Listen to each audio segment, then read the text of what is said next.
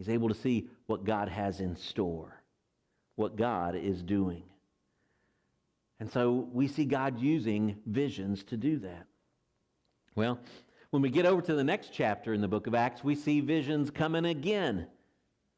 Beginning in Acts chapter 10, verse 1, we begin to pick up this story.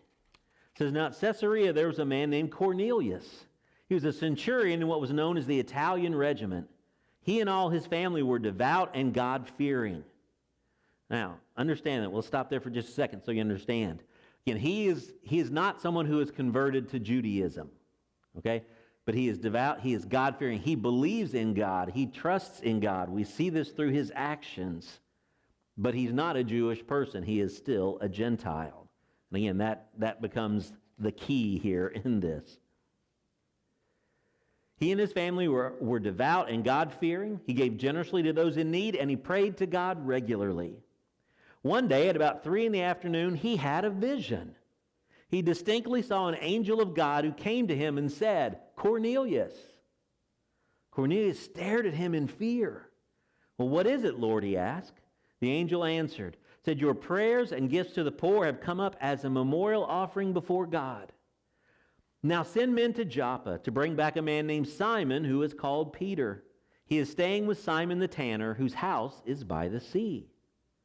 Now when the angel who spoke to him had gone, Cornelius called 2 of his servants and a devout soldier who was one of his attendants. He told them everything that had happened, and he sent them to Joppa.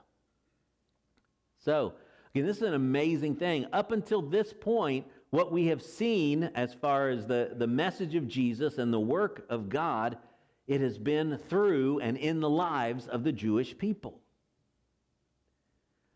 And so what we see now, though, is God taking that next step. God taking that opportunity to say, hey, look, things are not complete yet. But God has recognized Cornelius' devotion, and God wants him to know what he needs to do. He wants Cornelius, again, to know what he needs to do to be brought into that complete relationship with him. So, that's one snippet we see going on. But when we continue on, picking up in verse 9, it says, "About noon the following day, as they were on their journey and approaching the city, Peter went up on the roof to pray. He became hungry and wanted something to eat." Let's say he was hangry, maybe even. He's pretty out of there. "And while the meal was being prepared, he fell into a trance. He saw heaven opened and something like a large sheet being let down to earth by its 4 corners. It contained all kinds of 4-footed animals as well as reptiles and birds. Then a voice told him, 'Get up, Peter, kill and eat.' 'Surely not, Lord,' Peter replied. 'I've never eaten anything impure or unclean.'" Stop there for just a second.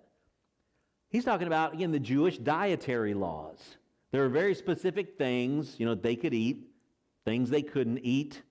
I can never be Jewish. I like bacon way too much.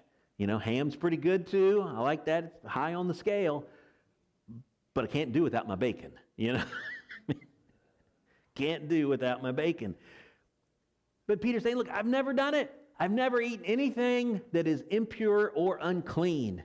And there's all these things in there that are. The voice spoke to him a second time. "Do not call anything impure that God has made clean." This happened 3 times, and immediately the sheet was taken back to heaven. While Peter was wondering about the meaning of this vision, the men sent by Cornelius found out where Simon's house was, and they stopped at the gate. They called out asking if Simon, who was known as Peter, was staying there. While Peter was still thinking about the vision, the Spirit said to him, "Simon, 3 men are looking for you. So get up and go downstairs. Do not hesitate to go with them, for I have sent them." So Peter went down and said to the men, I'm the one you're looking for. Why have you come?"